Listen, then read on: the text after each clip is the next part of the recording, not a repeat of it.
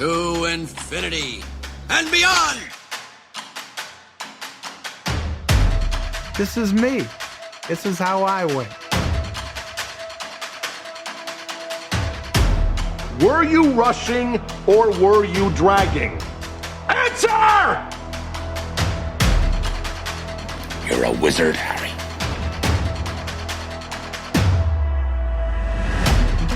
Say what again? Say what again? I dare you.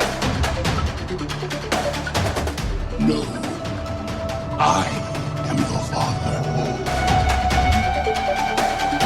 Hasta la vista, baby. Are you not entertained? Are you not entertained? And here we go.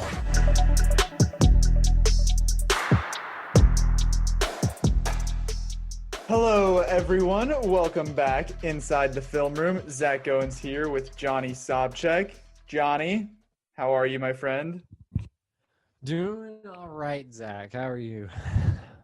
I am fantastic. We're a little late here, but you know it's a holiday week, so schedules are busy. But it's more important than just Thanksgiving this week, right? Because I think that what everybody has on their calendar is your birthday, Johnny. Oh, there's no question. No question, Zach. In these circles, Thanksgiving is an archaic holiday that no one cares about anymore. It's overshadowed by the much more important events of Johnny's birthday. Yeah, so a couple days. It's on Wednesday, the 25th. Turning the big 2-4. Have you had a Thanksgiving birthday before? Where Thanksgiving? Certainly. Okay. I can't remember the last time it was. Maybe it was sometime in high school. But yeah, it's. Do you put the candles in the turkey, or how does that work? I don't really remember what we did. Maybe we didn't celebrate it on the day. I don't know. Maybe we did it earlier or a little later. That's Rebecca's birthday is December 23rd, and her mom's is the 25th. So I'm accustomed to the holidays surrounding birthday kind of thing. And I'm like 3 days before Halloween, so it's I'm used to not having to share with another holiday. Yeah. Fortunately, Thanksgiving doesn't typically involve gifts, so I don't get any. It's like for me growing up, I always thought it was kind of the perfect time of year for a birthday, just because it's so close to Christmas, but it's not. It's a little teaser, you know. Yeah, it's not too. Yeah, it's not too close, so it's not like. I feel like when you're really close to Christmas, perhaps your parents, depending on your situation, are like a little bit more, stingy about the gift giving situation, just because they have maybe other kids to worry about or just Christmas in general. But yeah, I'm like right at the 1 month border. So you had a safe buffer between birthday and Christmas. Exactly. So yeah, but it's gonna be a chill evening at home. I took off for my little part-time gig, so I can just sleep in and just do whatever I want. Well, I'm assigning you like 6 different reviews to do that day, so I'll be sure to keep you busy. Oh man, but yeah, I'll just be hanging out, and I'm sure I'll talk about whatever we end up doing on next week's podcast. But we'll probably watch a movie. I'll probably gather everyone and throw on something that they won't be excited. Enlighten them. Oh, of course. But yeah, so this is the week. It's not. I think the older you get, the more you realize birthdays don't matter whatsoever. So like, I think the last like significant, like positive, truly happy birthday is like your 21st birthday. And then you're just old. I know people that are older than us are going to be like, wow, you're not old. Stop talking like that. But like, yeah, 24 is like, you're mid-20s now. I know. I mean, it's hitting, bro. Yeah. I'm knocking on the door 30. 20 through 23 is like early 20s. And then now we're in this mid-20s stage, and it's all downhill from here. I hate to bum you out like that. I try not to dwell on these things too much. Honestly, when I was a kid, something a lot of people probably don't know about me. When I was a kid, like in elementary school, like early, like maybe like 7 or 8 or something, I had horrible, like existential, like crises. and like I'd be up at night thinking about the fact that I was gonna die someday.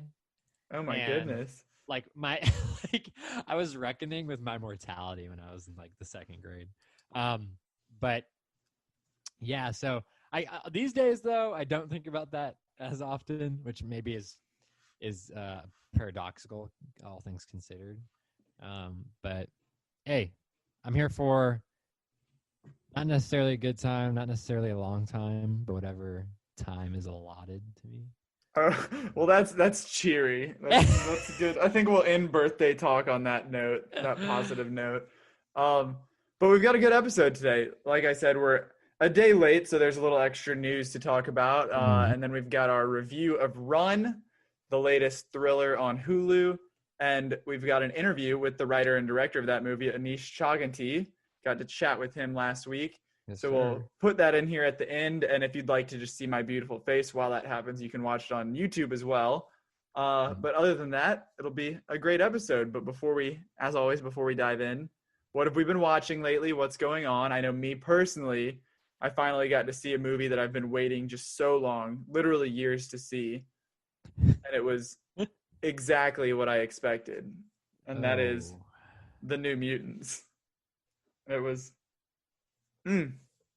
whatever you have, your preconceived notions of this movie, you don't need to see it. That's correct. Like that's all I'll say. Okay.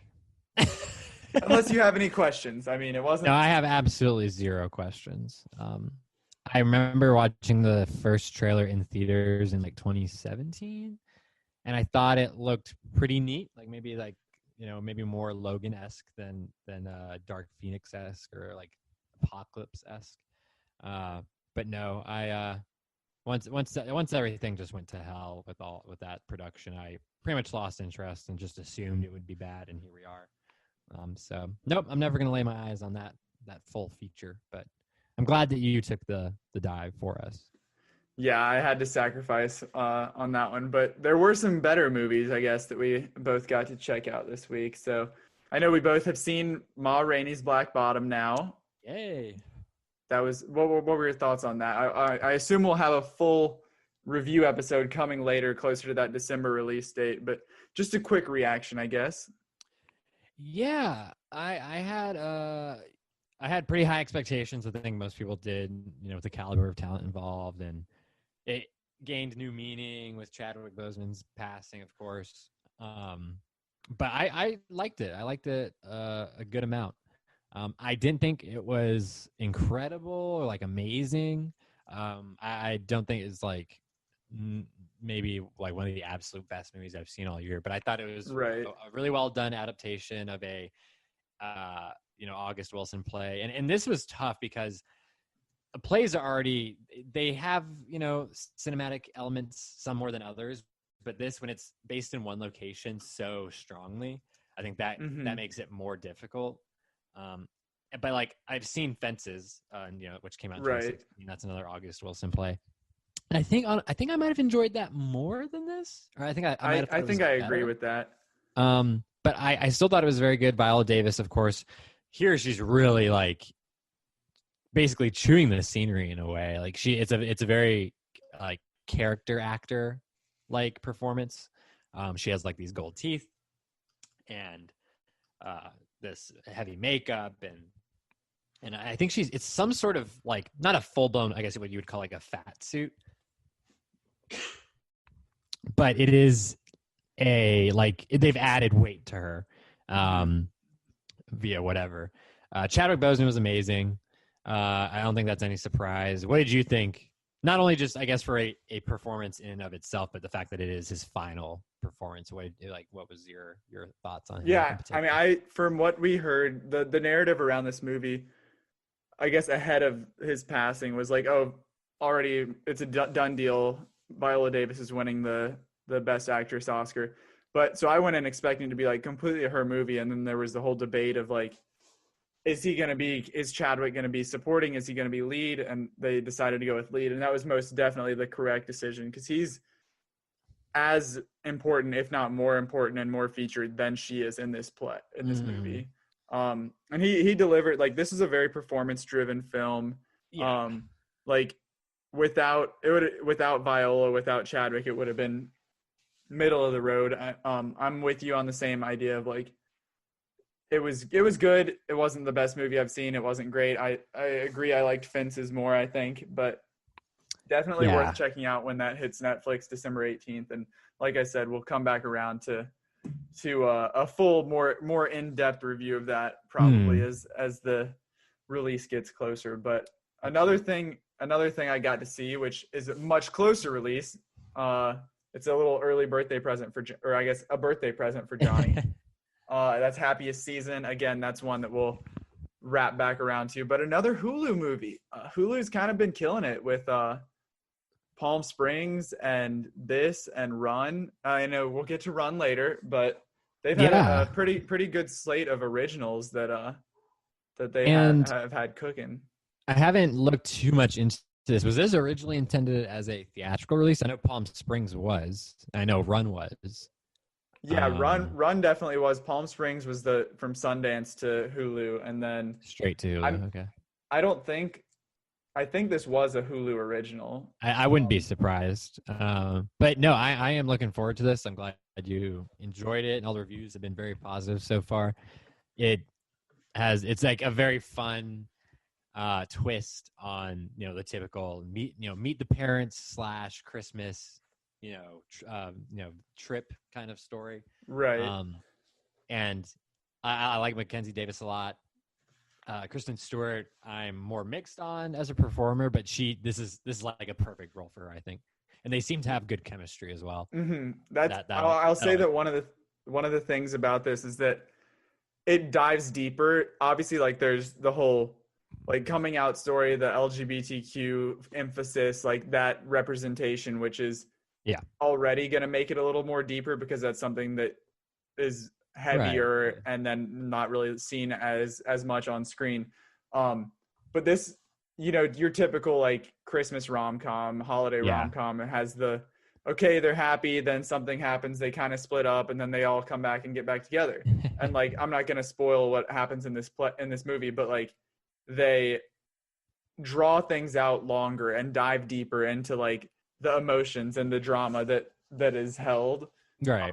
And that was very refreshing, I guess, in a way that it wasn't just like a by the numbers, like, okay, here's your 30-minute introduction. Here's your 30 minutes where they're happy. Here's your 15 minutes where they're upset at each other. And then we wrap it all up. And the last thing I'll say is I think a lot of complaints sometimes come out when it comes to, no pun intended, when it comes to queer cinema is that it's always very... and I think this can be said about a lot of marginalized groups when it comes to cinema, is that the stories or the films are often very like, it's about struggle. It's about, they're often sad and they maybe don't even have happy endings.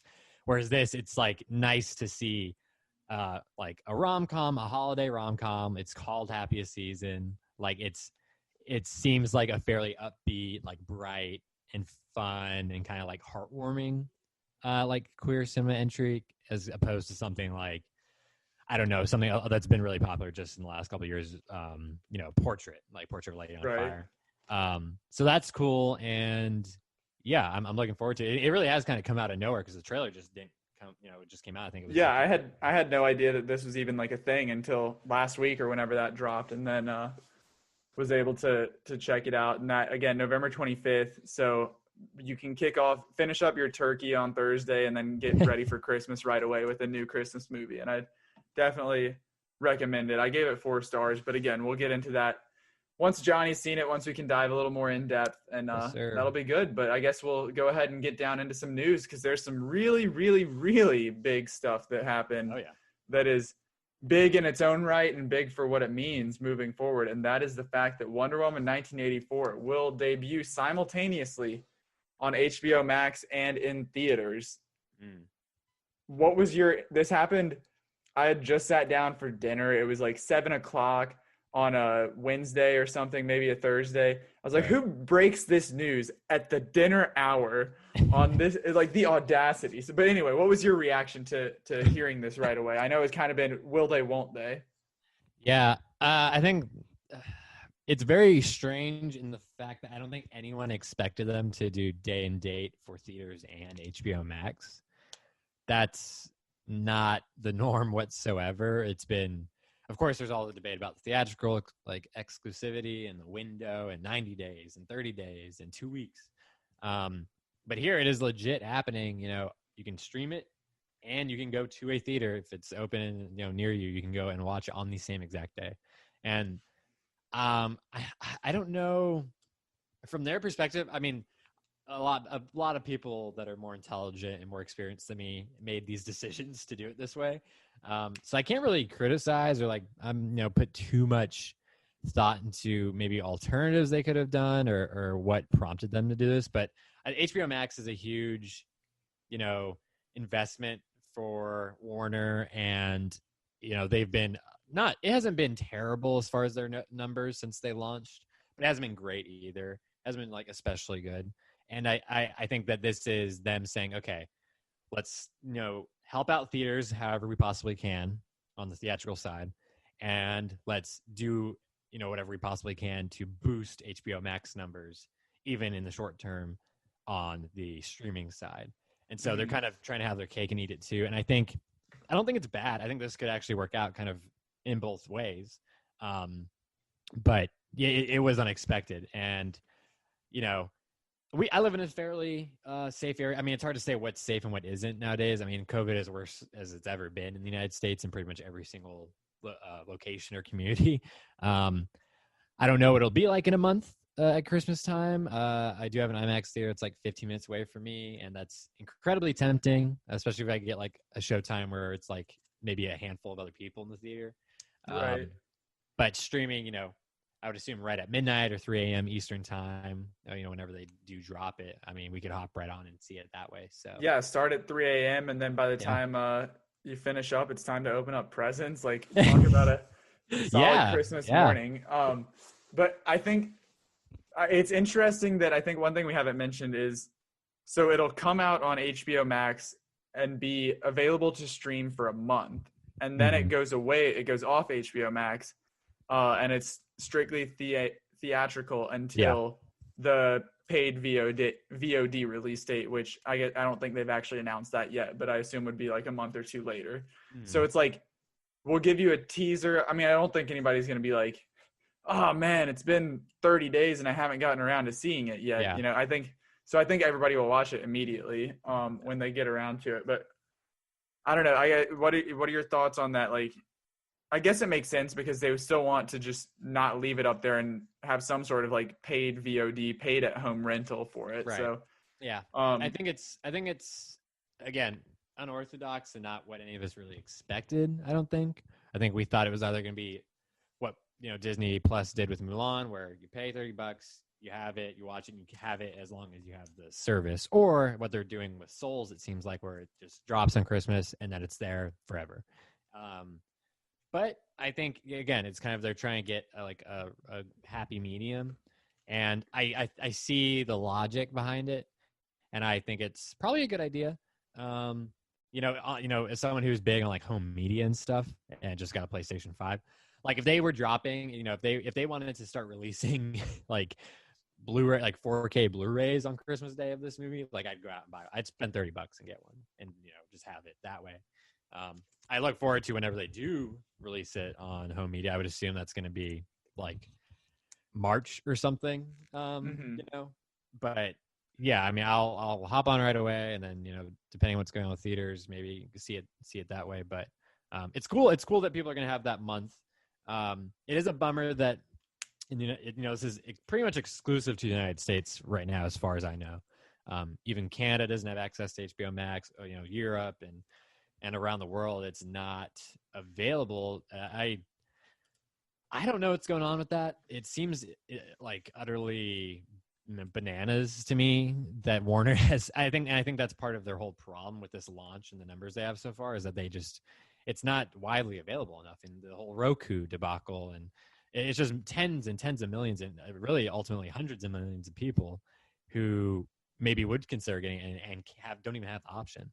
And with a huge release like this coming up, you would think that they would want to kind of time it or get that done in time, but this is how it's going. So I guess people around the world are basically going to be left to whatever theaters they have and feel safe going to until I do have on DVD or Blu-ray and all that. I do have one question.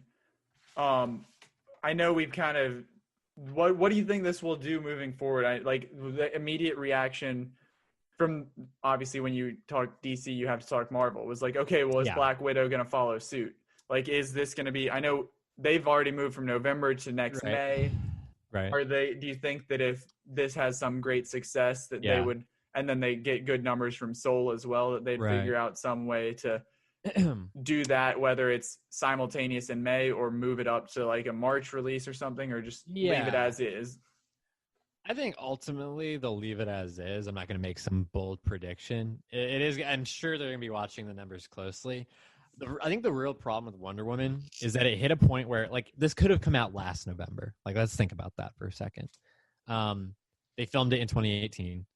And I think it got to the point where it's kind of like it was losing momentum. It was losing steam. People were getting like less and less excited every time it got, pushed back.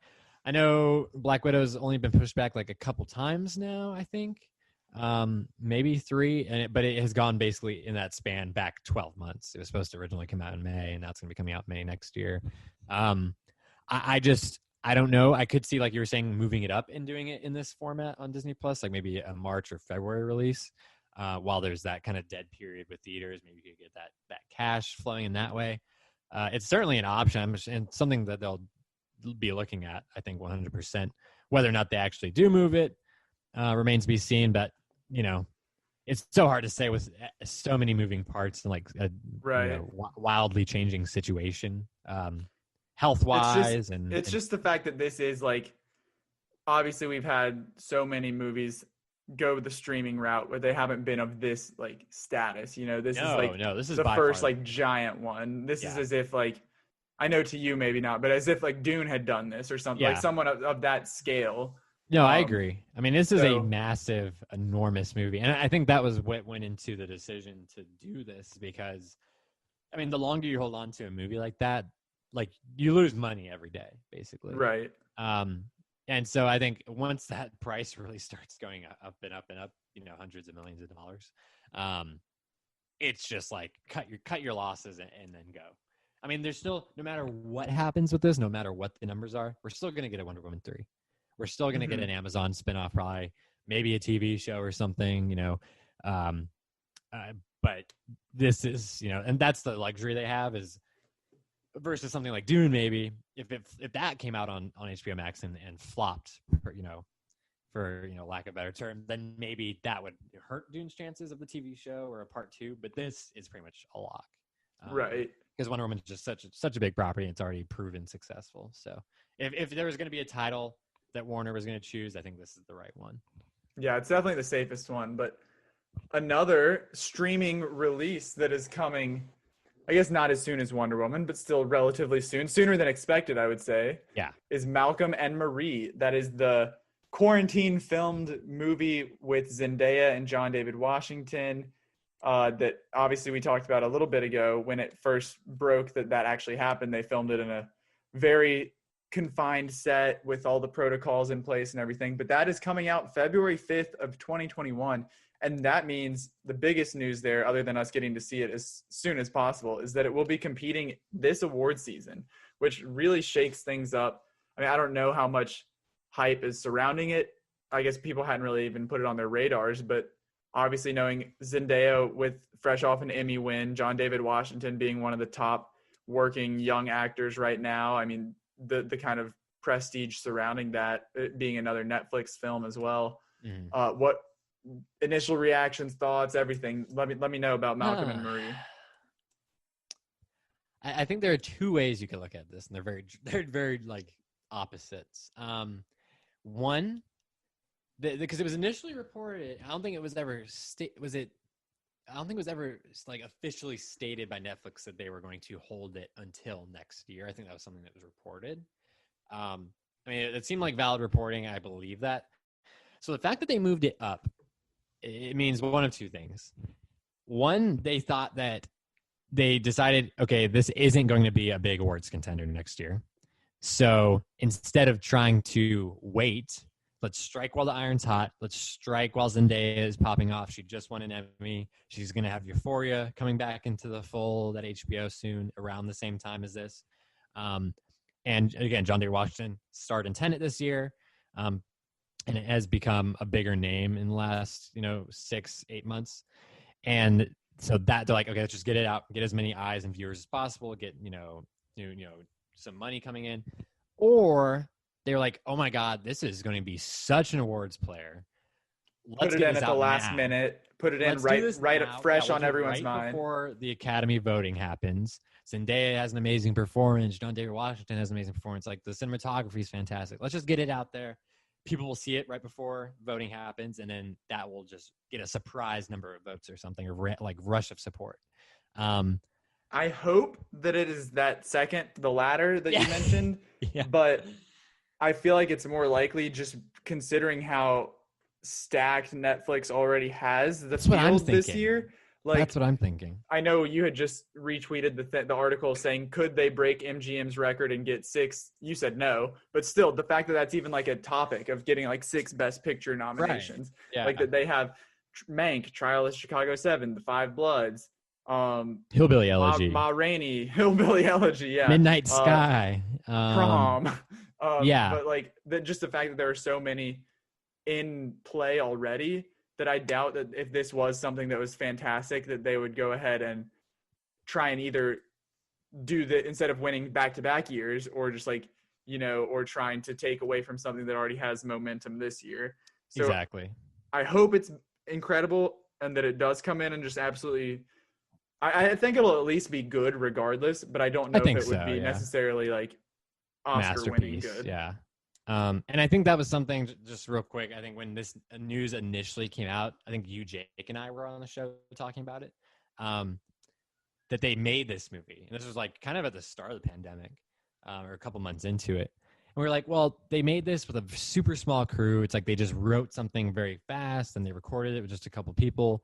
So like, how good is it actually going to be? Is this just like a passion project with some big names, or could it be something like quite good? And I think this move, again, we were talking about those 2 scenarios that I kind of proposed, and I think that again kind of leans me towards thinking it might be a more underwhelming than people might have expected or wanted to be. Again, I still think it could be good. I mean, I think that these are all very talented people involved. It's just a matter of what caliber we think it's going to be. Right. And one quick thing we didn't hit, but we did finally get some sort of like details on what it's actually about, other than Zendaya and John David Washington in a glass house together. But the film tells the story of a director and his girlfriend whose relationship is tested after they return home from the premiere of his latest project and await critics' responses. So that makes it sound to me like, obviously we know it's already limited in cast and in locations, that it's, we know that it took place in that fancy house, but this seems like it's going to be like similar to a Ma Rainey or Vast of Night, or from earlier this year, like one of those movies that have everything happens in real time. Like this movie will take place over an hour and a half, and that's it. So no, I could definitely see that. That's always like something that's intriguing to me versus like taking place over a week or something like that, Right. No, it's going to be cool. I'm glad we got that little tidbit. And I think, hey, if anything that could help them out as far as, awards potential, it's the fact that Academy people love movies about movies, or movie making. That's true. Yeah. So yeah, we'll see. This next one has you written all over it, man. I'm gonna let you take that one. Ladies and gentlemen, I believe this is an exclusive report from Discussing Film on Twitter. It was, yeah. And they came out with a big one. This is Ari Aster, the genius behind Hereditary from a couple years ago, which just kind of took everyone by storm. And then the more divisive Midsommar, which came out last summer. It's like hard for me to even imagine, because it seems so long ago, and I've watched it so many times since then. And he is returning, and it is going to be yet another horror film, a surrealist horror film called Beau is Afraid. Now, the lead that I'm burying here is the fact that Academy Award winner Joaquin Phoenix, fresh off his Joker performance last year, is in talks to star in this movie. It's about an anxious man who learns the death of his mother under mysterious circumstances, and upon traveling home, makes an alarming discovery about his past. Zach, how do you feel about this, buddy? I mean, well, first of all, there was just the initial shock of like this came out of nowhere. We heard from Ari Aster was that he was going to do a dark comedy, that he was stepping away from horror. And as I believe Jake had pointed out, like in one of our discussions, that, okay, well, he's obviously having success with horror. That's what's paying the bills right now. So he's probably going to stick with that. Yeah. I know you have looked at the script here, the story a bit for Beau is Afraid, and that seemed to be impressed. I know one of the things I left off when writing that little synopsis is that there's some surreal, I know you said it's a surrealist horror film, but there's like, I don't know if it's like hallucination or like some sort of like supernatural element to this, it seems. Yeah, it sounds like in this report from Discussing Film, they did go into a little bit more detail. Basically, Beau, the character of Joaquin Phoenix, is in talks to play.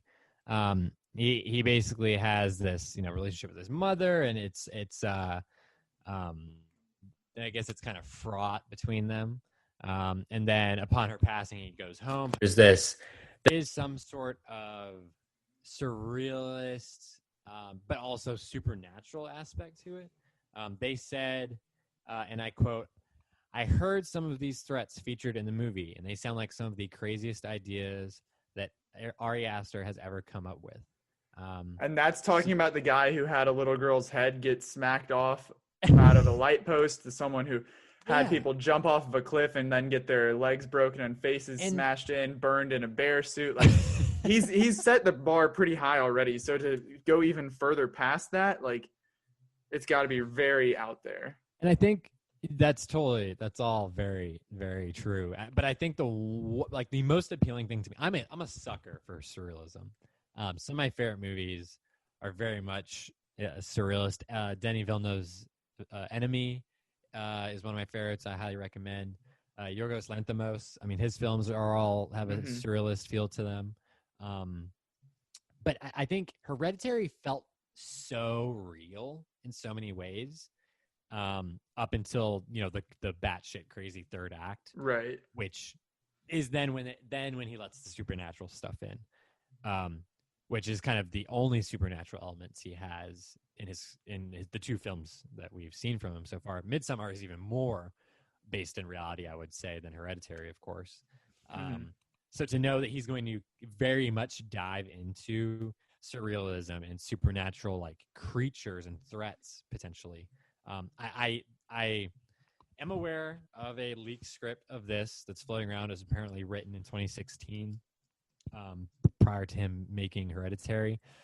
I have not looked at it. I don't necessarily plan to, just because I love Aster's work and I do want to be surprised, but I have heard it is like, I think one guy described it as Hereditary plus Midsommar on bath salts.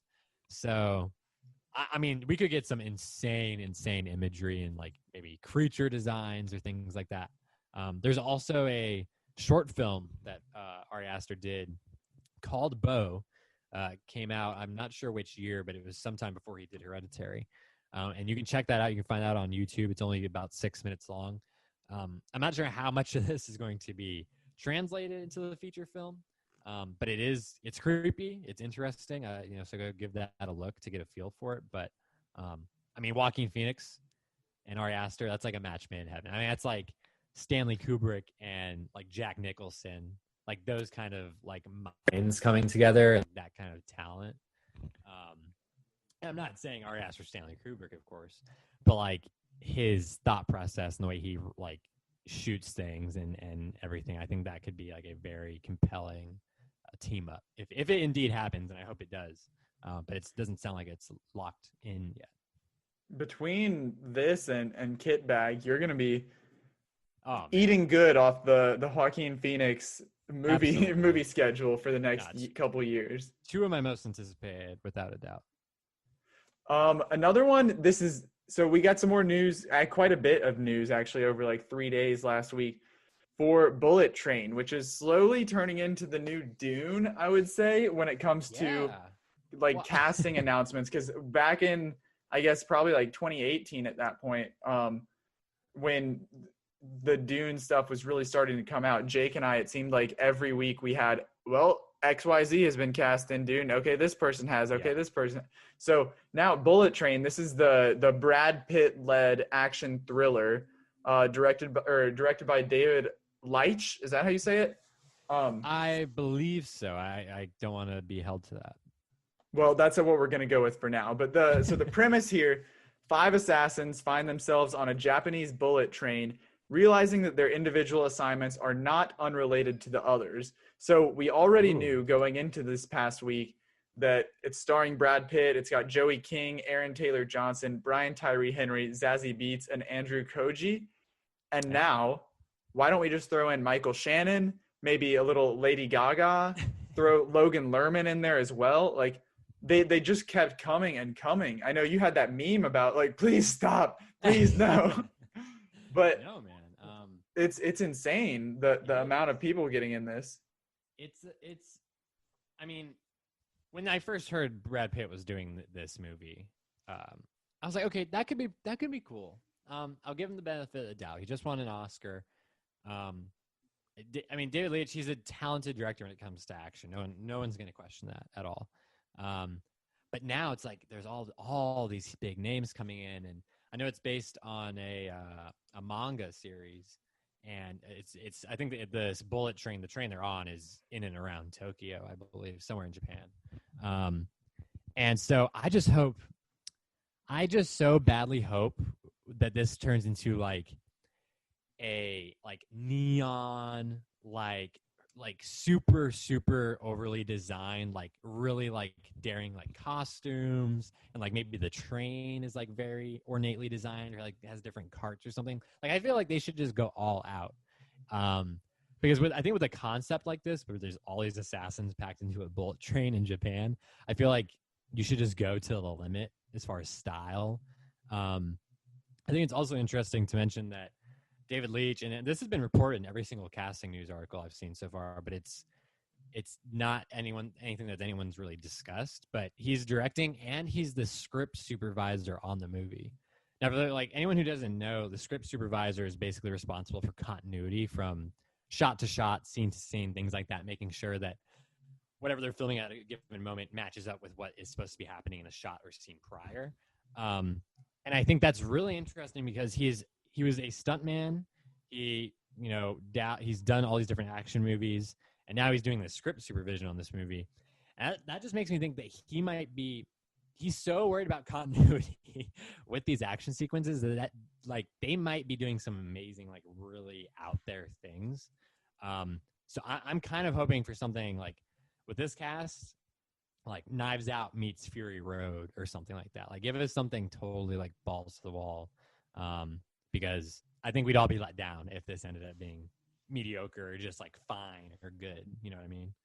Yeah, and I think it's interesting. One of the things that really grabbed my eye, and I feel like a lot of people, is the whole Lady Gaga inclusion. Yeah. Because like obviously she has her fantastic, incredible musical career, and then dabbles in television with American Horror Story a little bit. Obviously, dominates pop culture during A Star Is Born. Right. But this is to go to something on a Japanese bullet train with assassins. Like that's not really like, that doesn't strike me as something she would get into. And I mean, she's had good taste so far in like what she's chosen to do. And I mean, I feel like she probably had, after all the success of A Star Is Born, there probably were plenty of offers for her to take up. So something about this obviously had to appeal to her, other than just like a big paycheck, I would imagine. So that's kind of intriguing to me about like, is she going to be an assassin like out here doing crazy stunts, or is she going to have some other like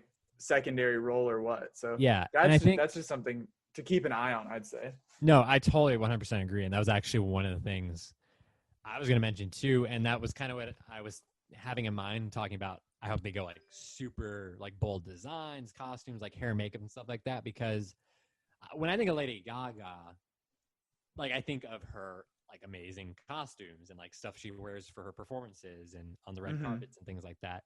So I think if her being in this kind of like leans me into thinking that even more, just because that's a known like personality or like trait of hers, you know what I mean?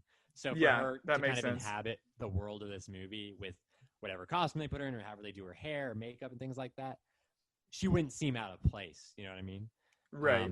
So I think hopefully, again, this is something, you know, I think if Chris Nolan was directing this, we would not have any expectations even remotely similar to that.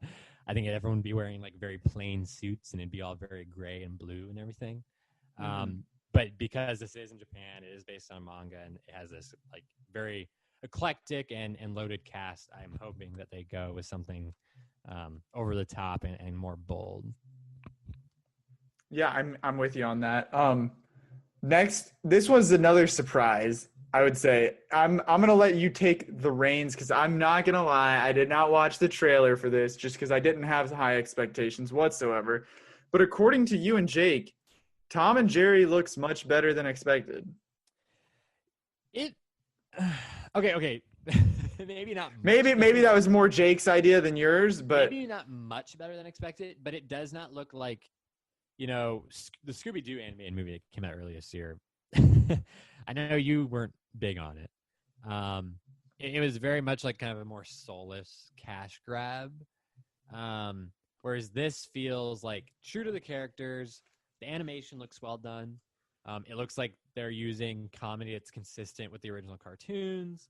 And I just think I was more impressed than being like, okay, that looks exactly like what I expected. Or like, this looks like bad or terrible. I think it looks like a fun, like, you know, appealing Tom and Jerry live action movie. It looks kind of like the animation, the melding with the real world reminds me of Roger Rabbit. I think that's the best way I would describe it. okay. So, you know, I grew up watching Tom and Jerry. I watched it all the time on Cartoon Network. And I think it's cool that they're kind of bringing these characters back out for a big movie. We'll see if this ends up on HBO Max, maybe. We'll see if this ends up being in a theater. We'll see if it's, you know, it actually ends up being bad or good. But I am cautiously optimistic about this being a good movie after this trailer. It's always interesting to see. I'm trying to think the last one. I guess maybe Detective Pikachu of like a animation blended into live action. And I did see like a little bit of this trailer. And I would say that it worked fairly well. It's obviously like they have sort of like the traditionally animated cartoons, but they not necessarily blended well because it's not like they were trying to make it, but it just seemed to work well together. Agreed, for sure. All right, we've got a couple more quick hitters before we move on to our review.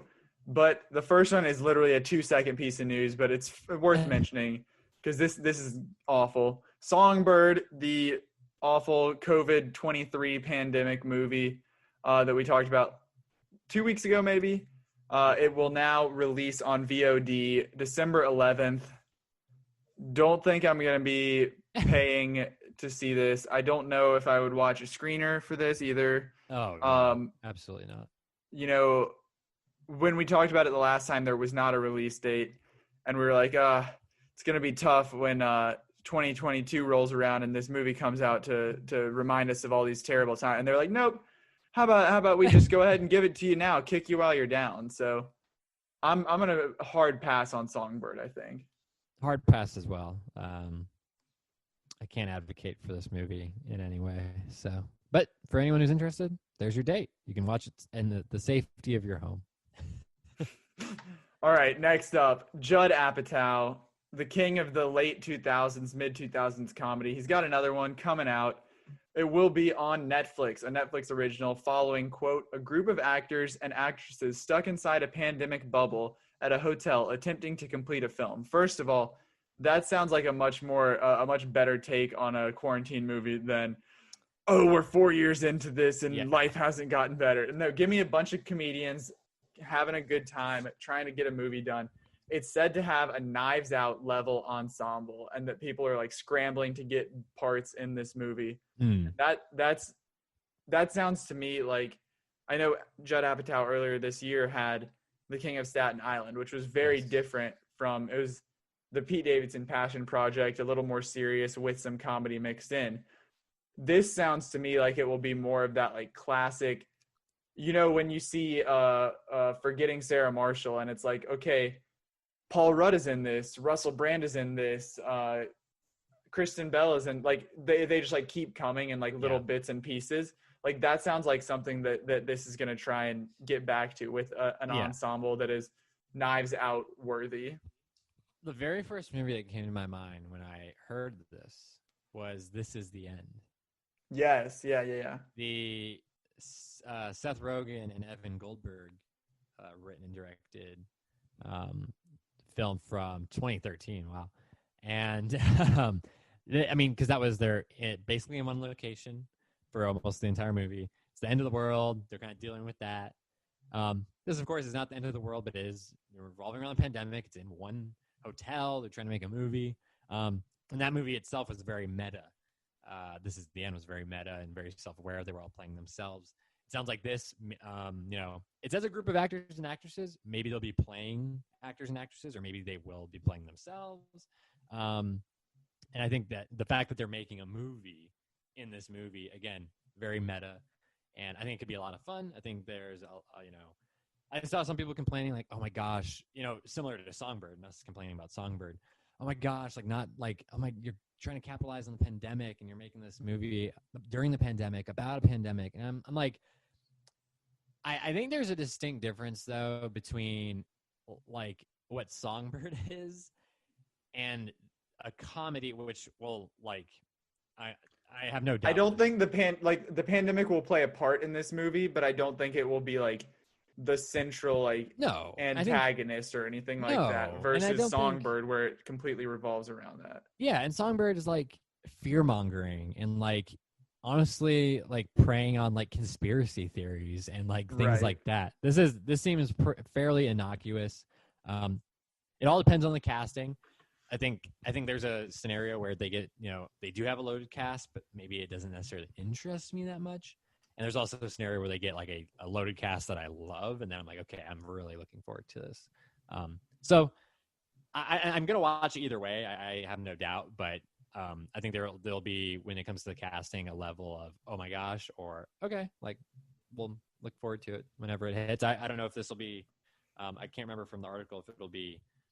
They're aiming for release next year, or maybe early 2022. Well, that is one thing that'll help it, is the fact that it's just now getting started. So it's not a Songbird where we're still in the middle of this. Hopefully hopefully we're long past pandemic and quarantine and all that by the time that this comes out.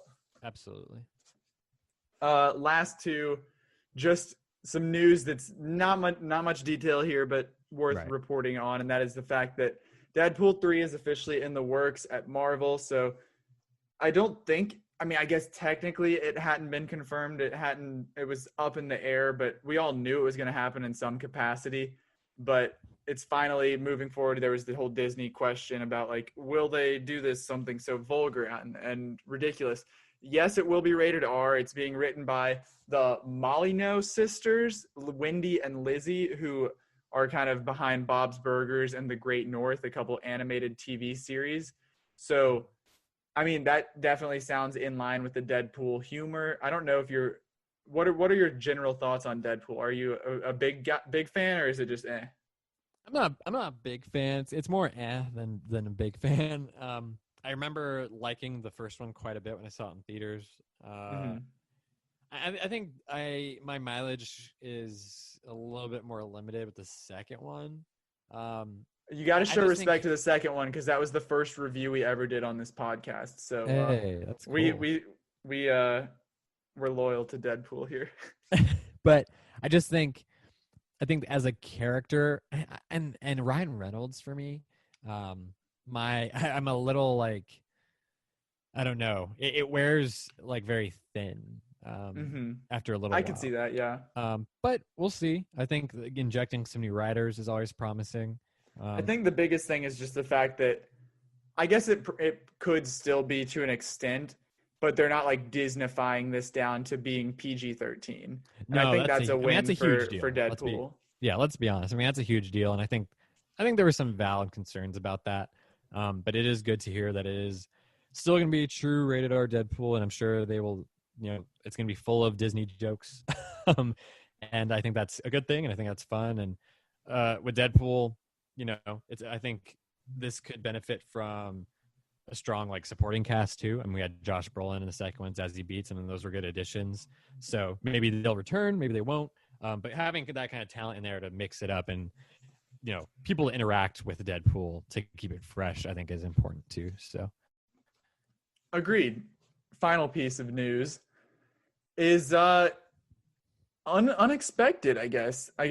Channing Tatum and Lord & Miller, the minds behind some of the Jump Street movies and the Lego movies, and great success for Lord & Miller, but they will now reunite the Jump Street team to tackle a Universal monster movie, as in the Invisible Man, as in the Wolfman, all that, the reboots of that sort of, not really the dark universe anymore, but just the classic monsters. Tatum will star in what is being dubbed a modern-day tongue-in-cheek thriller. We don't know what monster it is. Do you have any expectations on who it could possibly be? What they could be going for here? The only thing that seems obvious or seems like it would fit would be Frankenstein. That's what I was thinking. Just off the top of the head, that's one of the biggest ones. Like, I think you could do some funny things with that. While also making it says tongue-in-cheek thriller, I think. There could be Dracula, maybe. Well, Karen Kusama is supposedly doing Dracula. Okay, my bad. So, and I think, Channing Tatum fits Frankenstein a little bit better than Dracula. And I think that there is some humor that can be taken from that if he does star as Frankenstein. I think that could be funny. As well as, Frankenstein says, like I said, tongue-in-cheek thriller, and set in a modern day, setting. I think that is, again, another interesting point. But I think it's cool to see these guys working together again. We'll see if this pans out. But the more the merrier as far as the Monsterverse goes.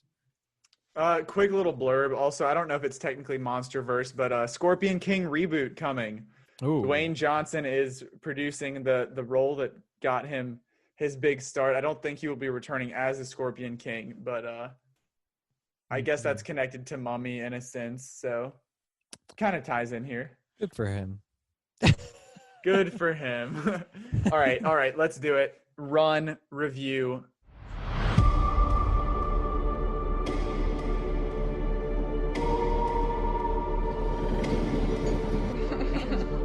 You do everything for me. You teach me. You cook for me. Am I a burden? Sweetheart, I could do more. I'm your mom. It's my job to take care of you when you need me. And you need me.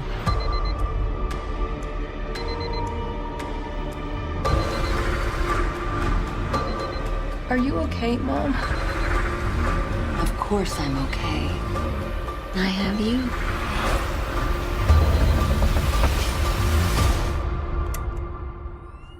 This movie is the latest, like I said off the top, the latest thriller from Hulu in their original department.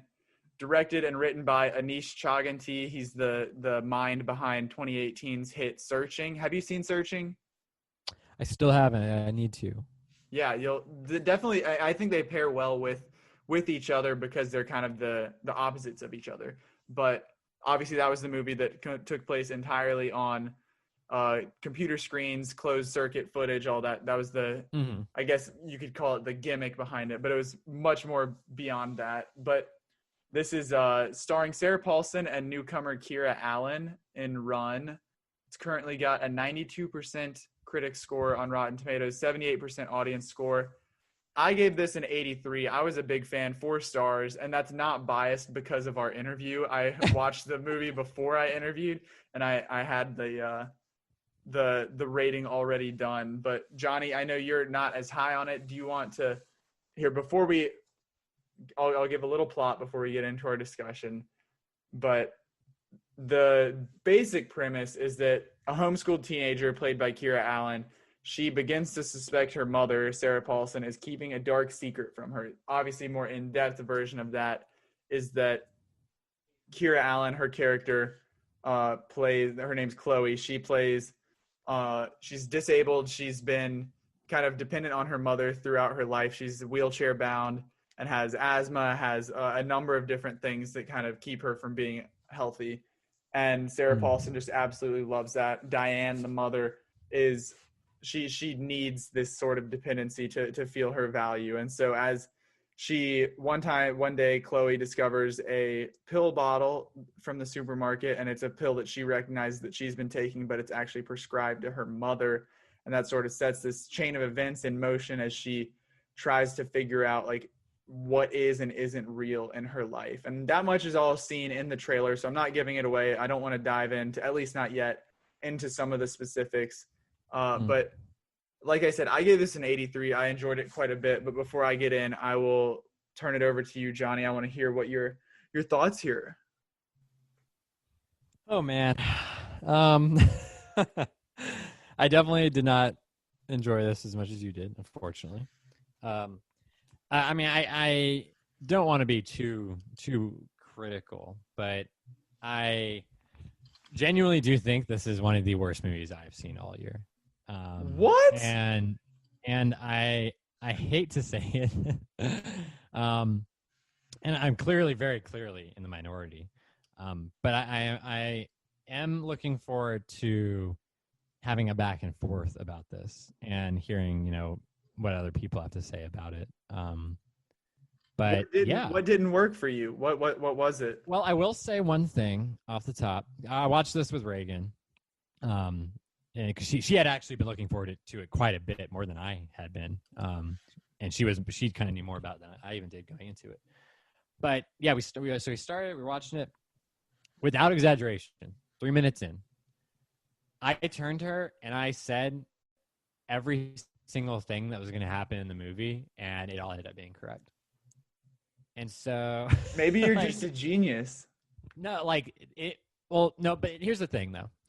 Being predictable is one thing, but for me, this movie, which I thought was done fairly well, and I thought had an interesting premise, and I thought for me the most effective and affecting moments of the movie and scenes in the movie were in the first 15-20 minutes, kind of just getting into the mother-daughter relationship and seeing her place in the household and in the world, and how she sees herself and what she wants to do with her life. And you feel for her, of course, because she has all these ailments. But for me, as the movie went on, there are so many issues I had with the writing where it was just what you'd call game breaking, where one thing after another was just so unbelievable, at odds with any logic or the logic that had already been set out, where I was okay, I can't watch. I really checked out of what's happening because I couldn't buy it, or I didn't understand why it was happening or how it was happening. So that is more spoilery, I would say. So whenever we get deeper into the plot, yeah. Well, I want to fully break this down. We'll have to spoil some stuff. So the spoiler warning is out there. So obviously off the top, if you watch the trailer, to expect sort of the Munchausen's by proxy narrative of the mother who basically poisons her daughter to have her be ill, so that she is then forced to depend on her mother, and the mother feels validated. So that's quote unquote a twist, but it's coming. So for me, I didn't. But then there's the second twist, which is, as you mentioned, I guess you were able to figure out, but the fact that she's not, in fact, actually her daughter. Chloe is not Diane's daughter. She has been swapped at the hospital. And for me, I was so focused on the first. I thought they did. You're right. I thought they did a nice job of okay, I know that twist is coming of the pills or being poisoned and stuff. Yeah. But I wasn't even expecting a second twist or something like that. So I was completely caught off guard. And then I see it start, you see it start to develop and kind of plant the seeds. And then but it wasn't I was 3 minutes in, like you say you were, to just kind of see that. No, that's funny because of course, especially because I saw the trailer probably months and months ago, I think at this point. Right, because this was supposed to come out back in May. Yeah, so you're kind of aware. I was aware at least already of there's something going on with the mother. Like she can't be trusted. She's probably doing things to like hold her daughter back, to hurt her in some way. As soon as I saw her taking all the medications, I was like, okay, this woman is, and this was during like I wouldn't necessarily, maybe I guess it's a montage. It's kind of showing her daily life, taking the pills. You know, her mom, like eating with her mom and waiting for the mail and things like that. As soon as I saw that I was like, okay, this lady is, because already, you know, and Sarah Paulson, she's a good actor and I do like her, and she, you know, she plays it very, like she's a good creep. Like she plays a very right. Good I mean, she's kind of established herself through American Horror Story, through Ratched, through Glass. Like she's very well established as like a modern, unsettling, not necessarily horror, but just like this is her vibe. And she gives it off like a pro. But it's just like, okay, so she's poisoning her. She's like doing things. I was like, okay, it lists off all these things at the beginning: diabetes and a heart arrhythmia and paralysis and these other things. I'm like, okay. And I was talking to Reagan. We were talking because we were kind of speculating aloud. I'm like, I guarantee one of these pills is causing her to be paralyzed. And she was like, how? Like, what pill is she going to give her to be paralyzed? I'm like, I don't know, babe. Like, right, but that part wasn't supposed to necessarily be like a surprise, I would say, because that is very much like very heavily hinted at in the trailer. Because there's the whole like. Okay, well, I will say though, maybe I thought of it subconsciously, but I didn't remember anything about pills being in the trailer. I just remember her thinking like, okay, my mom is like being weird. Right. I haven't watched the trailer in a little bit, but I don't know if it particularly showed her finding the pill, but it's very obvious through the trailer that the mother is doing something to inhibit the daughter, and that like this is going to be a thriller. So I don't think that like knowing that was coming, but isn't necessarily like a spoiler. You said you were focused on the medicine or whatever. I at the same time that I was kind of thinking about that stuff. I was like, okay, that's not her daughter. I was like, it's someone else. She took a baby, and I said she took the baby. Because it opens with her just after having her child, and it's extremely premature. It's small. It's like purple looking. It's in this like incubation system. All the doctors are standing around. I believe the scene cuts off and jumps forward in time with her kind of asking like, is it going to be okay? Like, is it going to live? Like, what's going to happen? Right. And that's the whole, like, that's what sets up. So it's like, that justifies, okay, now we've got this girl and all of her illnesses and everything. And I was like, okay, that baby's dead for sure. It's like, there's no way. And then I was like, okay, so she's going to lose her baby and she's going to go steal one because she's crazy. And when she steals it, she's going to give it all these debilitating issues that mirror what her real child had so that she can feel like it's the same baby. And it's going to cause the daughter to be very sheltered. She's not going to have like a lot of communication with the outside world. She's going to have trouble, you know, the whole college kind of subplot where she wants to get an acceptance letter so she can move out of the house and go experience things. I was just like, it's just because there is the element where, okay, even if it was her own daughter, it's still messed up, of course, that she would do that to her own daughter. And in her mind, she thinks that this is her daughter. She's kind of like convinced herself through especially the different ailments that she's been producing. I thought it was also interesting because, like I said, when I was speculating about the paralysis bit, I didn't have a good answer. I was like, I honestly have no idea how, like what the explanation is going to be. Because Reagan's thinking, oh, this is just like, it's supposed to be like fairly like normal and like, it's not like a sci-fi movie. Like there's no pill that just makes you paralyzed. Right. I'm like, I mean, you're right, but I'm like, there's got to be something. And that's the very first thing that not the very first thing, but as far as her ailments go, that's the first and the only thing really that she discovers as being the source. It's revealed that she's been given basically pills that for a dog that would deal with like leg pain, that kind of thing. It helps numb the legs. And And so that was surprising. That was definitely So something. yeah, so it's not like she's like she, as we learn at the end, she's not actually paralyzed. She has been taking this, and it's kind of over the years, it's like debilitated her legs to the point where she doesn't have the strength or the power to be able to use them. So it's not like in Reagan's case, it's not like she actually took a pill that made her paralyzed. It was just like as a result, it inhibited her. But I want to go back, or go ahead. Here's the thing. The thing I was getting to about the ailments. Is it ever? I'm asking you this. I'm also saying this out loud. But like, the paralysis is explained. But does she actually have like pancreas issues? Like, does she have diabetes? Like, how is she producing like the skin issues? How is she producing a lack of insulin? Like, how is she producing a heart rate? Like, all these different things. We get the easy dog pill explanation for the legs. But she's taking like tons of pills though, so I think that you just have to kind of assume that. So is there a pill that gives people rashes though? I'm sure that if it's something that maybe she's allergic to or something, and she's just getting a pill, or if she's, I don't know. Obviously, we see her like taking her glucose levels at dinner and stuff to figure out whether she needs to get her blood sugar up. So the diabetes might be real, or I'm not sure to the extent of what is and what isn't an actual ailment for her. Go ahead.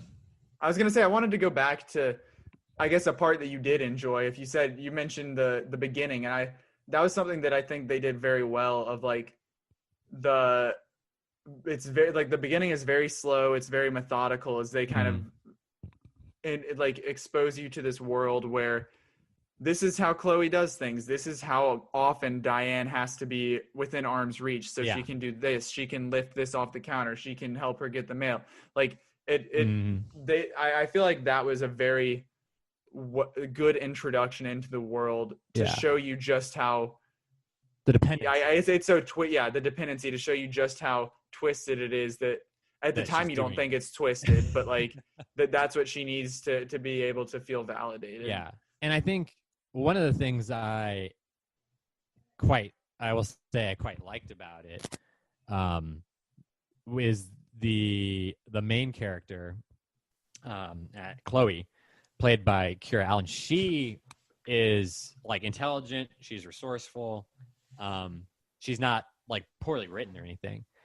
She does certain things, like the trick that she does to break out of her room when it's locked and get to the phone, where she holds water in her mouth, and then she spits it into a crack, and it expands and cracks breaks the window. Mm-hmm. She's able to get out of the house and go wave down a mailman. Speaking of the mailman, by the way, R.I.P. R.I.P. indeed. But I was wondering, like, okay, so we don't ever see like the ramifications of her killing the mailman, other than because like she does it so that her daughter A doesn't get away, and B so that the mailman can't go and tell someone basically what's happening. Yeah, I mean, this was one of the missteps for me. Like, I feel like that was sort of a jump to go to, okay, now she's murdering someone. Like, now she has, don't see, like, we see her dragging the bloodied body, like, okay, that's so another thing. Bro. There's, like, I guess, some sort of logic where you could assume that maybe he's, like, knocked out and that she's tying him up or something. But I feel like we're supposed to assume she killed him. Yeah. And that was something that, I mean, it didn't like ruin the movie for me, but I was kind of like, okay, that's a little much. They're like, yeah, you're saying we have to assume she killed him, but at first we do see her inject, because she opens the case of her car while the mailman and the daughter out there on the road. And I thought she was gonna pull out the gun. Yeah, you see a gun, which is just, it's kind of like Chekhov's gun. Like you see the gun earlier in the movie, and of course it comes back, and we'll get to that. Trust me. But like, she pulls out the syringe and she stabs him in the neck, and it knocks him out. And then, to my knowledge, it just cuts, and they're in the house, and she's dragging this. Okay, so first off, she's dragging his body through the house. Where is all this blood coming from? Like, there's so much blood, and she's pulling him across her floor. There's blood. She's getting blood all over her floor. We don't know if she's hit him with something. We don't know if she shot him. We don't know what she did with the truck. We don't know what her plan is for when the mailman doesn't come back. But that's also part of the like that she's like so like psycho and She's like spiraling. She's like literally willing, like she's had this idyllic life in her case for so long of having her daughter secluded and stuff, and that she's like willing to go to such drastic extremes to maintain that without even thinking about like, okay, well, I did this by killing him, but like, yeah. What's next? Like, how do I keep this in play? Like she's just like so focused on that one intense goal of maintaining this that she doesn't even think a step ahead. Okay, that's true. That's valid. Now, my counter to that is if she's so determined to maintain this facade or to like maintain this thing in her own mind, why in the world when she blocks the internet in this movie? The daughter doesn't have a phone, to my knowledge, especially a cell phone. There's one phone in the house that's a landline that they use. So she has no way of researching things or getting contact with the outside world. It's like very difficult. But she chains her in the basement. And not only does this woman who's like determined to maintain this in her brain and in reality that her daughter needs her and it's her daughter and it's she can't go anywhere and she's never going to leave. She has the only possible evidence that her daughter could find to realize that she's not actually her daughter is a newspaper clipping in a box full of like evidence from the like crime she committed. And like, it's basically her. And then there's a picture of the daughter when she was a child. And here's another thing. I don't know about you, but my first memories are from well beyond when I was 6 years old. All right. This girl. Yeah. It's this big reveal. And that's another thing too. It's edited in such a way and shot in such a way that like there's a sticky note on this image of the daughter and it's covering her bottom half of her body. And she's in like this field, like at the park or something. And she pulls it off very slow and the music builds and she pulls it off. And it shows that she's like walking in the picture and it says age 6 on it. Well, we already knew she could walk. Like, is this just revealing that she walked when she was 6 and then she didn't start doing it until after? Like, but at that point, like, how did she not remember walking and running and going to the park and all these things? Like, I have memories from when I was like 2 and 3 and 4 and 5. Like, I don't, and everyone's memory is different, of course. But like, for me, that was like a bit of a stretch of not only the logic of first the fact that the build up to the reveal was weird because we already knew it. And then there's the fact that she was 6 and didn't remember running around. And then the fact that the only way that this realization could come to this girl was in something the mom did and so stupidly kept within reach of the daughter in the only place in the house where she couldn't usually get to because it was in the basement and she had to go downstairs. Yeah, so, that whole, like, the fact that she was just easily able to discover, because we see the mother down in the basement earlier and she's like watching old home videos and stuff. Yep. And that's just like a very creepy thing of like, okay, I poured my glass of wine and I'm doing this and that's my evening entertainment. But like to then see that she has this whole extent of evidence basically that if anyone ever discovered it, she'd be screwed. That was something that was a little questionable. Yeah. And I think from there, because like I said, I already had I thought it was very predictable up to that point. Like I already knew like all these things were gonna happen. But then that, as far as like the actual filmmaking, like the storytelling at that point, like from that scene in the basement to the end, I was just like, it was just like a whirlwind of mistakes, in my opinion. Like there's all the big 3 things I just described in the basement. But then there is a smart character decision that the daughter makes. And I don't know what you thought or like, it comes as kind of a shock because basically she manages to get away from the mom and she locks herself in this closet in the basement and there's all these pills and medications. And like there's this bottle of essentially poison. I can't remember what the actual name of it was. But she chugs it like in front of her mom as her mom breaks in. And she's like, you know me, like she knows that this could kill her, but by taking it, it's going to force her mom into a position where she needs to take her to the hospital to live. And that there would be a chance at escape at that point. Exactly. And so I thought that was really, really cool. So they get to the hospital. And again, this may be something you thought of or didn't notice. To me, you could you could try to explain it away, but to me, there's like absolutely no way to like justify this. And so basically she's in the hospital. She's in this room. She has like a breathing tube down her throat, and she's on this bed in this room by herself. And the doctors go out and they're talking to the mom. And at this point, they don't know anything's amiss. And they're explaining, okay, she's a minor and she tried to kill herself. Like they say she's a high risk patient. She needs to stay there. She has her own room. There's someone with her. She can't have a pen to write down. She asks for a pen. The daughter wants to write down a clue or something to let people know, the nurse that's in there with her, and they have to give her a crayon because she might stab herself or something. So she starts writing down mom on the pad, and then all of a sudden a code blue, quote unquote, breaks out in the hospital, and the doctor runs out of the room and leaves this high risk patient in there by herself, with no one watching her, with no one standing guard. I mean, if you're mentally ill or if you have suicidal ideations or something and you're in the hospital, you will never be left by yourself, period. Like, no way, ever. I don't care if there's a code red, like, and every doctor is required somewhere else. They would send someone in there. And the fact that she was left there and her mom just waltzes right in, takes her out of the bed, puts her in a chair. I was like, please, like, this movie has to end. I'm like, this is just so yeah. absurd. I mean, I guess that's kind of that I totally agree with everything that you're saying. That's like a lapse in sort of logic there.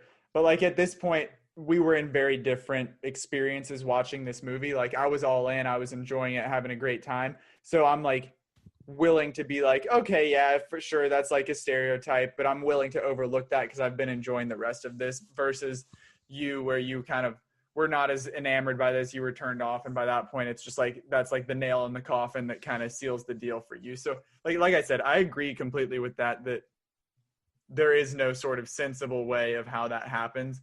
Yeah. But in a movie, I mean, they have to find some way to move the plot along, and that was what they did. But then before we wrap up, I do want to talk about the ending. Yeah, for sure.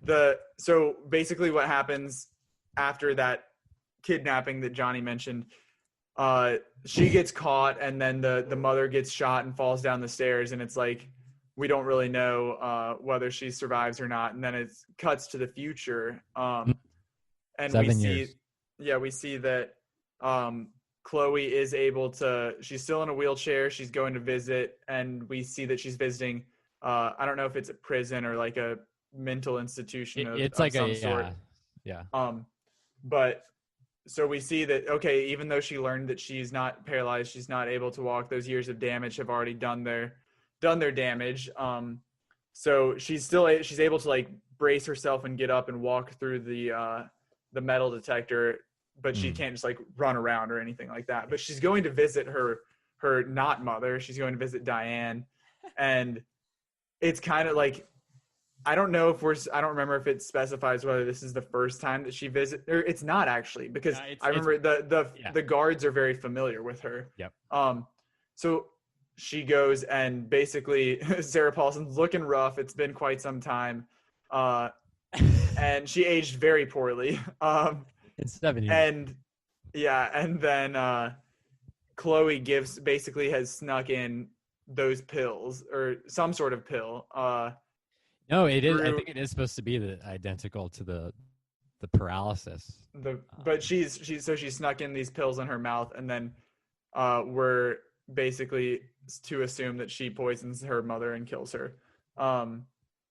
But first of all, I was very upset when I saw that she was going to visit her mother, and then I was like, okay, she went to kill her, so I'm fine with it. I was gonna be upset if this is some like, I'm still dependent on you even after everything that happened. But also just like if she's visiting all this time, why did she wait so long to make this happen? I was not crazy about that whole, like, I kind of wish it had just ended with like her moving on afterwards or whatever, and like the mom dying, falling down the stairs. Right. No. Okay. So all valid points. This is good summation there. So going to her falling down the stairs. Okay. So like, and this is again more, I guess, minute than the real bigger stuff, which is more talking about her being in the prison. But basically, she gets shot like in the shoulder or something. Like it's like a glancing blow, basically. and she like takes a step back because she's right. Also, mind you though, where the hell's the elevator? Did she not come in through there? Like where did they get into the hospital? Because this there's only one escalator. Wasn't there like an issue or something that forced her to go towards the stairs? Because she stalls to try and decide how she wants to exit, I believe. That may have been, but the point I'm getting to is when she gets shot, she steps back with her back to the stairs. And this lady, it's like she fell off a 30-foot cliff, like straight down. she doesn't roll, she doesn't crumple, like she's flat out on her back, like at the bottom. I feel like she might have done like one backwards tumble and then landed flat on her back. She looked like she had just fallen out of the sky, and there is so much blood pouring out of this woman. Like, I'm like, okay, she's dead. That's it. It's over. And I was like, it's gonna fade to black. It's going to come back. It's going to be maybe a few years or something in the future. And she's going to be at college and going to class. And like, she's going to have like a healthy, like foster parent or something. But no, it does cut to, like you said, 7 years later. I do like that they showed her walking through because it shows like she's making some sort of progress. She's like, taking care of herself. And we also see that she has a ring. So she's married. She's happily married, hopefully. Yeah. Yeah. So that was nice. The ring was a good touch. But yeah, she goes in there again. She is a dangerous prisoner. You would never meet someone like that, like face to face with no guard around, no camera. Like she there's no one to like watch these people. And Sarah Paulson, like her magic wore off or something. She looks like a witch that has been like has lost her youth. And is like, yeah, it wasn't great. Bed. And then she does pull out the green pill that she had. There's like 3 of them in a bag, and I believe those are the same exact ones that she was given so that she couldn't walk. And so you said she had visited her before that scene, which I think is true. But the reason is she's not killing her in this scene. She's continuing to make her paralyzed. That's why she's in that bed. That's what I think is going on. And so this is okay. So this is not the first time that she's been giving. Well, because like it's supposed to be like from the look on Sarah Paulson's face, though, it makes it seem like she's like, oh my gosh, you're doing this. Like what? Like, that this is the first time that this is happening, which I don't think she would have that look if. I thought that her look was very like blank and like plain personally, but I mean, maybe she did. And maybe that is what is going on. But like I thought because it was the same exact pill, like certainly. I think her being in the bed also kind of alluded to the fact that her body wasn't working maybe like it used to. So I just thought she does have the ring and she's kind of walking, but it is like very disturbing. It's not like a happy or good ending at all. It's like, okay, 7 years It's like later, she's not able to move on from what happened to her, that now she has to doing do it to her. Yeah. To get her. Yeah, back. I mean, like I said, I wasn't super crazy about that part of the ending. I wish it had, like you had said, sort of the fade out, go to college, let's move on, be happy. Yeah. But I mean, I still enjoyed this quite a bit. I gave it 4 stars. I am disappointed that you weren't able to as well, but I totally hear and understand everything that you have said. But yeah, I would recommend, if you're looking for anything to watch right now, I would recommend checking out. It's not, I will say you need to go watch Searching, because it's like this was not as good as Searching, because Searching was great. Like Searching a lot more.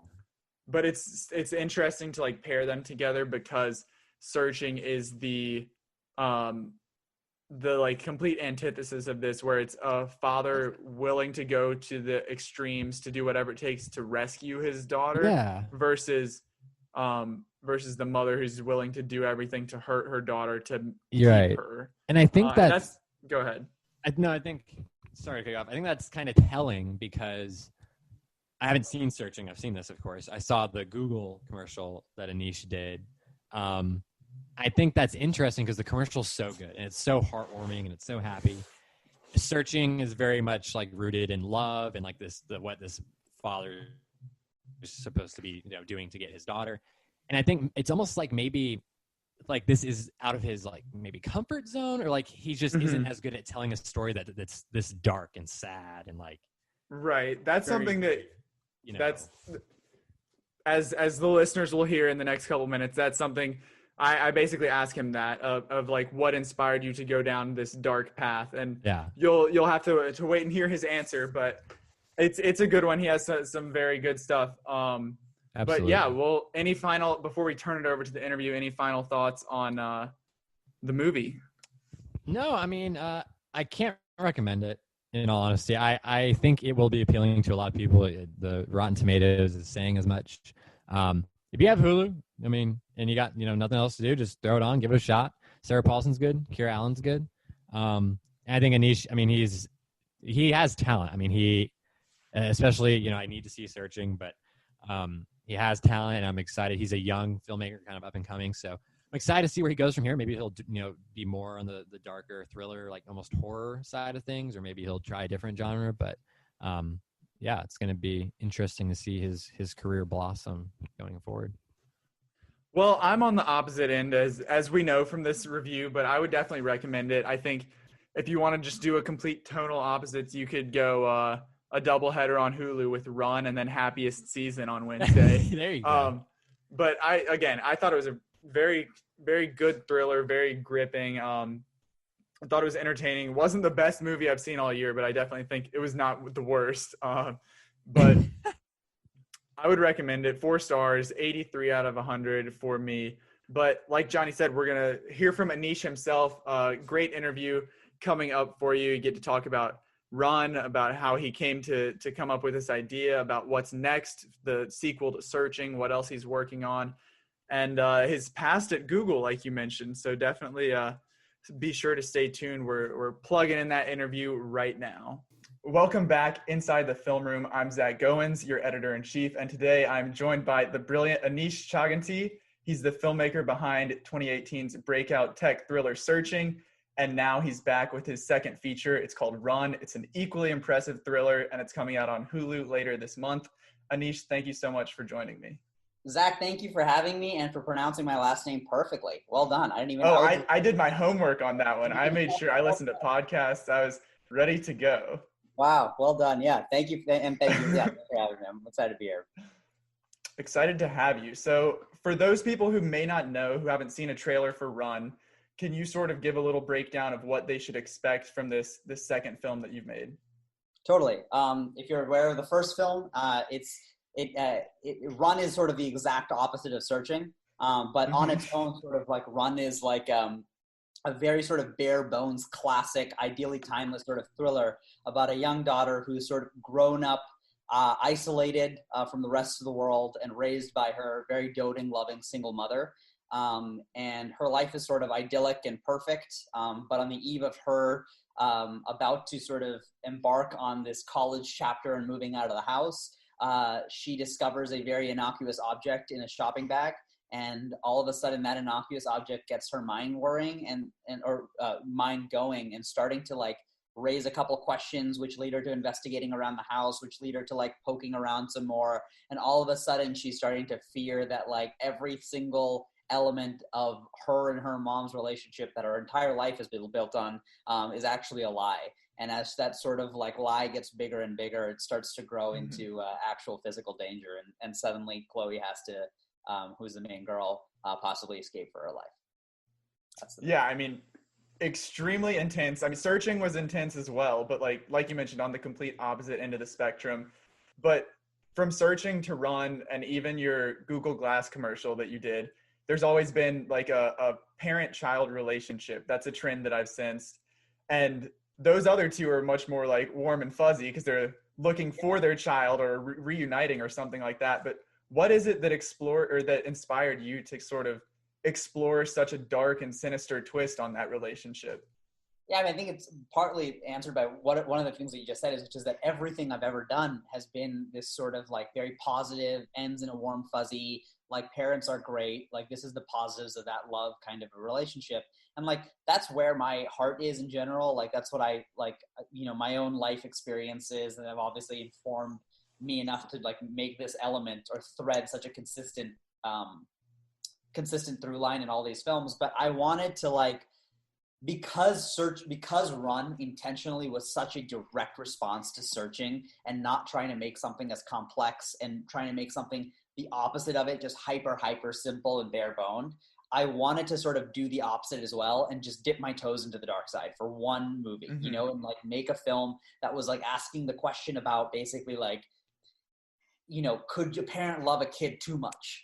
You know, and at one point, does that like warm hug become smothering? You know, and and that sort of question was sort of propelling us to write this thing, and it felt like it when, you know, the whole time making it, I was like, that's a really, really interesting question, and I like that this is such a tonal opposite to what we did before. And I mean, the subject matter itself is very like tonally dark, but most of that comes from Sarah Paulson as the lead, as Diane. And I mean, she's kind of become somewhat of like a modern horror icon, from American Horror Story to Ratched to Glass. But I know with Searching, you had John Cho in mind for David Kim's character. Was that the case here as you were writing Diane? Did you know Sarah Paulson was the one, or how did that casting decision come about? No, this time we didn't write the mom with anyone specifically in mind, but I will say we were blown away when someone of Sarah's caliber was actually interested in like the script, you know, like that was like, when that was a vaguely an opportunity where it was just like, Sarah's interested, do you want to meet her? It was like, yes, 100%, lock, you know, kind of a deal. Cause like anybody who watches Sarah Paulson, I think generally comes out with the impression like that is one of our better work actors, like in the entire industry. And I happen to think she is probably top 3 working actors like right now. But for me, like it was never written for Sarah, but like it was written ideally, hopefully, as a meaty role for someone to like chew in and you know, choose. It's a very sort of like scenery chewing role. You know, it's very like Annie Wilkes in Misery, you know, where Kathy Bates plays, right? You know, very much sort of like that presence that starts off in a very loving and cool and totally normal way, and then ends up in this like devil incarnate, you know. And I think like that sort of range was something that only someone of Sarah's caliber, possibly only Sarah, could pull off. I think that you nailed it then, because while I was watching it, I had Misery vibes as I was trying to find some sort of comparison. But we used to pitch the movie as this like, I mean, like the easiest pitch of the movie is it's Misery with a mom and a daughter. You know, like I think like that is the easiest one-liner. Yeah, I mean that definitely makes sense. But so like talking about how great Sarah Paulson is, I know another thing that you tend to do, at least with Searching and this, is pairing an established actor, a Sarah Paulson or a John Cho, with these sort of unknowns and let them step into their own and then use this to propel them forward. And another thing you do is you represent like underrepresented groups on camera. So whether that was an Asian American family in Searching or someone who's wheelchair bound in this movie. So I want to know, you're able to do both with Kira Allen, a relative unknown, and someone from an underrepresented group. So how did that casting come about, and why was it so important to you to use someone who is actually a wheelchair user? So yeah, I think it's weird, like, because Searching was that, but like so unintentionally loud about it. You know, like it was just like, we wrote it for John. Great, John's family's Korean American. Cool, looks like the people we grew up with. Great, done. You know, like it was never like, look at us. You know, and it weirdly became this like example of what could be done, and it was like felt so weird talking about something that we were intentionally not trying to talk about. And then in this film, I think watching that response and everything like that, it just highlighted to us, you know, Nat, the producer, Sev, co-writer and producer, just like that, like you can have, regardless of what people think about a movie, you know, whether they love it or they hate it or it's somewhere in between, like you can still have an objective win about something. You know, it doesn't have to entirely be about like just the film. Like, and I think like casting is such right now a way to be able to do that, where you can just slip one card into a deck, you know, and because the other deck is enough for a financier or a studio to be like, okay, we're good on that. That one card's not going to change the pile in any way. And for us, that the deck was Sarah Paulson, you know, and like people are seeing this movie because of Sarah Paulson, but they're walking out of it being like, who is that? You know, and I think like Kira Allen is just so good in this movie, but like she's only in there in a sense, on a purely financial sense, because like Sarah's in it and like you're going to see Sarah. Right. And I think like being able to be strategic about how we're doing this I think is something that we're learning to be better at and stuff. But it was very important from the beginning. There was just no question that like this is a role. This character is disabled.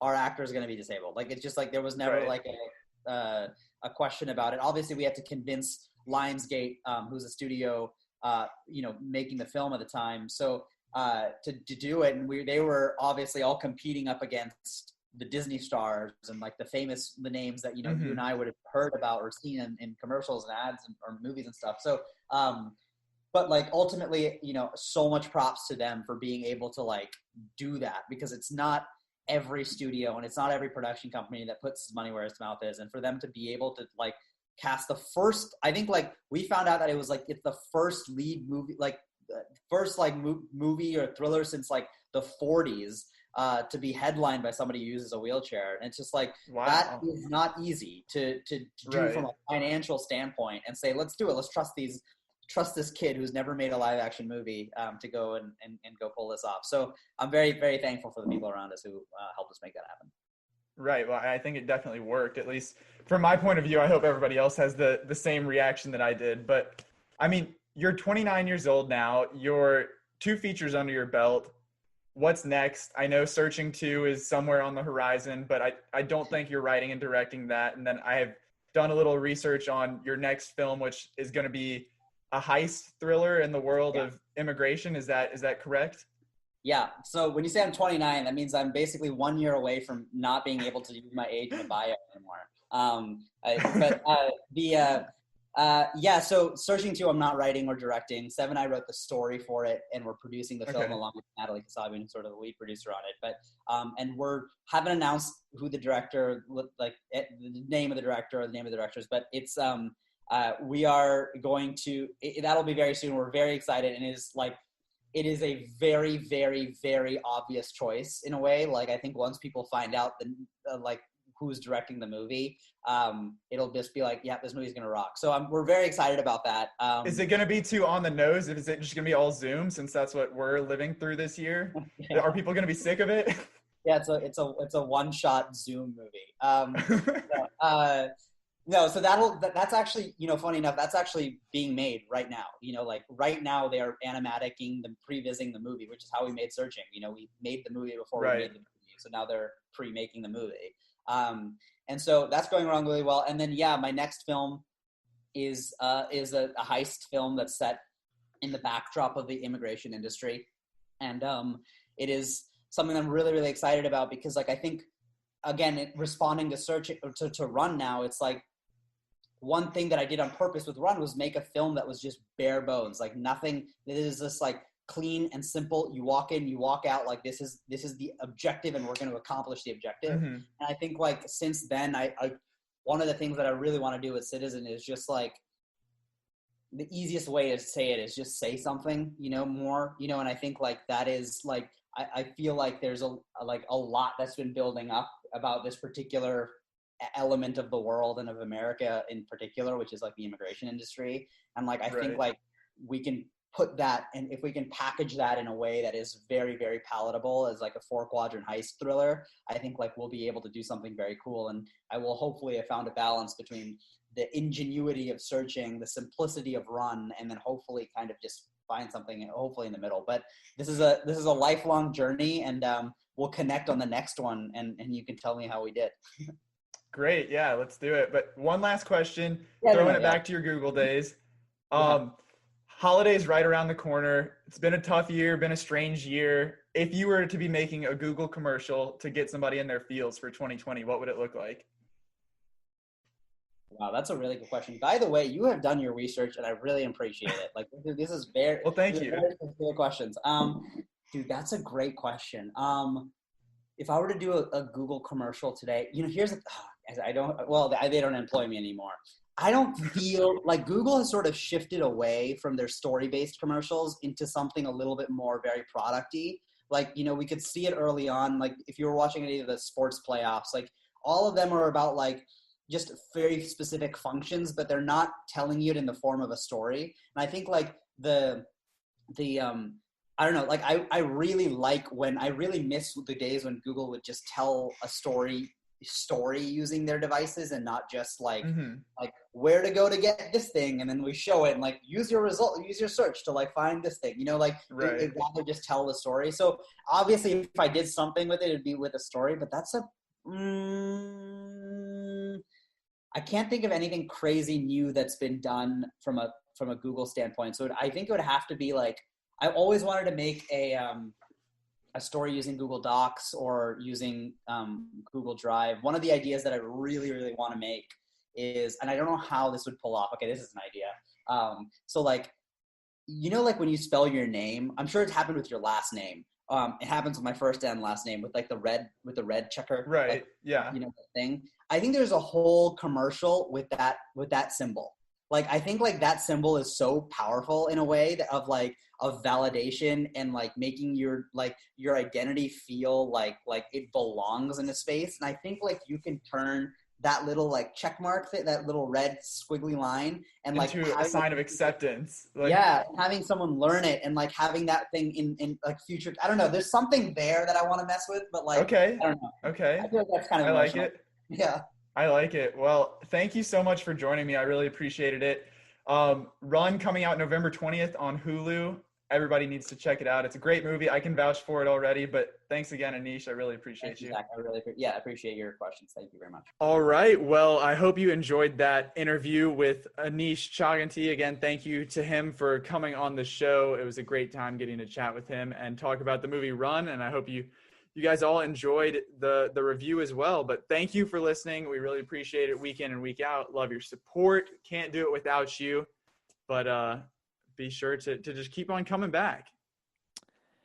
Absolutely, Zach. Great job with that interview. And again, major thanks to Aneesh Chaganty for doing it with us. Hopefully we can collab again in the future and follow his career as he takes off. To keep up with all that and more, follow us on social media. We are on Twitter, Instagram, TikTok. Throw us a like on Facebook and subscribe on YouTube, where you can find all of our podcast episodes and the interview with Aneesh. And you can find all those at Inside Film Room. And while you're at it, go ahead and subscribe, rate, and review wherever you get your podcasts. Apple, Stitcher, Spotify, YouTube, Google, Amazon, anywhere you can get your podcasts. We are there. And don't come back next week because we will be off. We hope you all are enjoying your Thanksgiving. But the following week, we will be back. I'm sure there'll be plenty of news to tackle. Plus, we'll have Mank by then. We'll have a new episode of Euphoria. We'll have Big Mouth Season 4. We'll have Hillbilly Elegy, Happiest Season. It's going to be a 5-hour episode, I think. But be sure to come back then because it's going to be a blast. And again, enjoy your Thanksgiving. We'll talk to you next time.